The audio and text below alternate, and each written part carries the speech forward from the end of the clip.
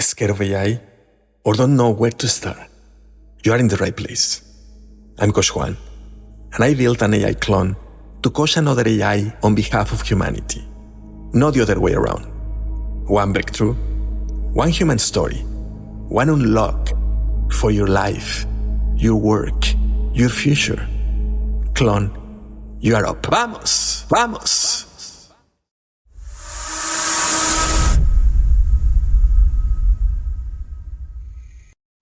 What would it take for you to trust a machine near someone you love?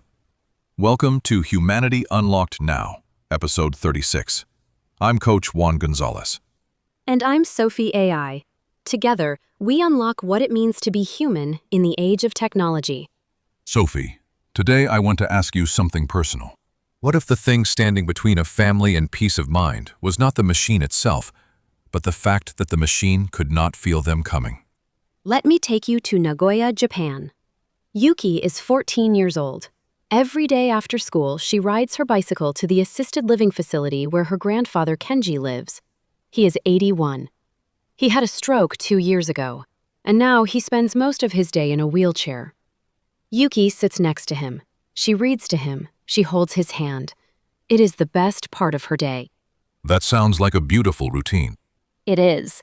But there is a moment every visit that breaks it. The facility uses care robots that help move patients, deliver meals, carry supplies. Every time one rolls past Kenji's wheelchair, Yuki holds her breath. The robots stop when they bump into something, but Kenji shifts unexpectedly. He reaches out his hand without warning, and by the time the robot detects him, it has already made contact. So, the machine waits until something goes wrong before it responds. Exactly. Think about your own hand near a hot stove. You do not need to touch it to know it is there. You feel the heat, and your hand pulls back before contact. That is instinct. That is what robots have been missing. And someone is building that instinct into machines. A company in the United Kingdom called Quantum Technology Supersensors has developed a proof-of-concept printable quantum sensing robotic skin that combines collision avoidance with collision detection. They call their prototype the Q-sleeve. It fits onto a robot arm and demonstrates both proximity sensing and contact pressure detection. Wait, a skin that can feel someone approaching. That is the goal. According to their CEO and co-founder, Josephine Charnley, the vision is quantum sensing robot skin that can be easily retrofit and worn by robots of any shape or size. And because the company says it uses standard industrial printing processes, they believe it could be manufactured at scale. So this is not just about factories. Not at all. Think about elder care facilities, hospitals, rehabilitation centers, any space where a person in a wheelchair, a child, an elderly person with unpredictable movement shares space with a machine. The difference between a robot that reacts to a bump and a robot that senses an approach is the difference between an accident report and a prevented one. And for Yuki? For Yuki, it could mean the moment she stops holding her breath. Imagine a care robot rolling down the hallway toward Kenji's wheelchair. But this time, before it reaches him, the robot's quantum skin detects his hand shifting. The robot slows, adjusts, passes without a whisper of contact.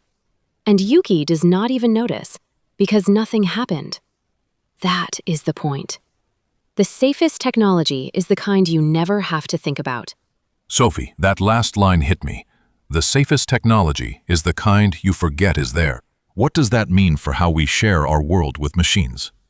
It means we have been asking the wrong question. We keep asking, can we make robots smarter? But the real question is, can we make robots more aware? Awareness is not intelligence.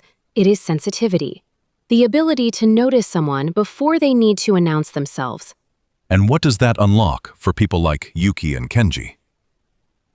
It could mean that a granddaughter does not have to stand guard between her grandfather and the machines that are supposed to help him. It could mean she gets to just be his granddaughter again, reading to him, holding his hand, present, not vigilant. That is today's human superpower. Trust. The ability to place your confidence in something you cannot fully control and still be at peace. Not blind trust, earned trust. The kind that comes when a system proves it can feel you coming before you even know it is there. And today's freedom unlock is this. Relational freedom could mean that the people who love someone vulnerable no longer have to choose between being a caregiver and being a grandchild, a daughter, a friend. When machines learn to sense the humans around them could finally stop watching the machines. The machine is never the caregiver. Yuki is. The machine just learned to stay out of her way. Yes, and that changes everything. Sophie, based on everything we just unlocked, what would you tell Yuki if she were sitting across from you right now? I would tell her that the engineers building this technology are designing exactly the kind of awareness she has been providing with her own body every single visit. And while the Q-sleeve is still a proof of concept, what she can do today is something powerful. Talk to the facility staff. Ask them one question. What proximity sensing does your care equipment use? That question alone changes the conversation. It tells them a 14-year-old noticed what the system missed, and when quantum sensing skins like this mature, she will already be the person who made sure her grandfather's facility was paying attention. And what did you learn from this story? I learned that the most advanced sensing technology in the world is trying to replicate something a teenage girl already does naturally. She walks into that room and her entire body is tuned to her grandfather. She feels when he shifts. She notices when his hand moves. She is a living proximity sensor. And the fact that engineers are now building machines that aspire to that level of awareness tells me that the future of robotics is not about making machines more powerful. It is about making them more gentle. And to anyone listening right now who has someone they love in a care facility or who shares space with machines at work, here is what I want you to hear. The question is not whether machines will get better. They will. The question is whether you will ask for better before it arrives. Your voice is the sensor that no machine replaces. Use it. Not one. If this story moved you, hit that like button. Share it with someone who cares for an elderly parent or grandparent, with your family, your friends, or anyone who works alongside machines. And if you want one unlock like this 5 days a week in English or Spanish, subscribe. We show up 5 days a week. So do you. 5 days a week.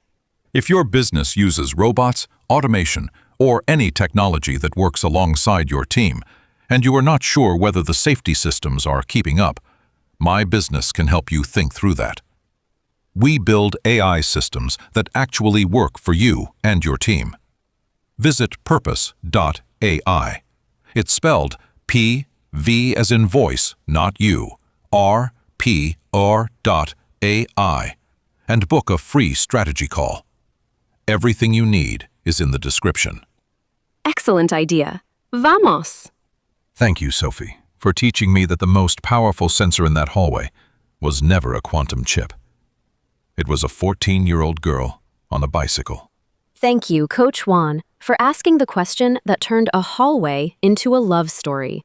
And remember, the machines that change us most are the ones quiet enough to let us stay human. One story at a time, one unlock at a time. See you next time, beautiful humans. Own your voice, your vision, your vibe. Powered by Purpose AI, where humans lead and technology serves. Vamos!